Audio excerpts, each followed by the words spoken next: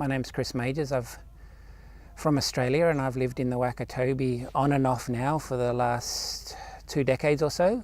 I was originally drawn to come out here to develop an understanding and a relationship with the Bajau people, who are a seafaring fishing group of people that live here in the Wakatobi.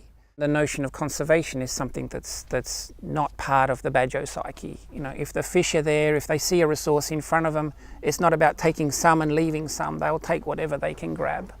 And because of their nomadic lifestyle in the past, because they moved around, it didn't matter if you overexploited a particular site.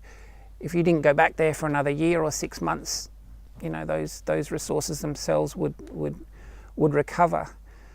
It's only through this dramatic decline of resources, particularly around their village, which you would expect with a village of that size and the intensity with which they fish, the decline of resources that's gone on, that's forced them to either emigrate and go and live in other parts of Indonesia, you know, or have to live with the consequences of a declining reef.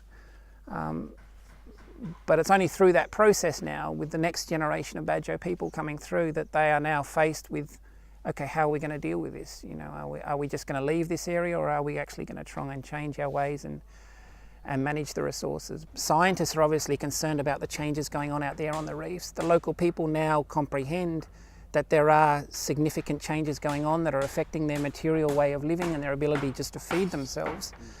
And so we now, I guess for the first time, you know, unfortunately in a sense, have an ability to have a common starting point. I think what's critical, given we're talking about trying to bring a new way of thinking to an indigenous local community, we have to start with a knowledge or understanding of how that community itself understands the environment and use that as a starting point. The Bajau will themselves have firm ideas about why these changes are going on, and some of them will overlap with what scientists think and believe, some of them won't.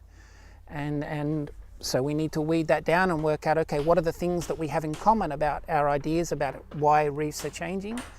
And then we need to look at, you know, focus on those common ideas and try and find what we think might be viable working solutions to those ideas that both parties, you know, are able to agree on.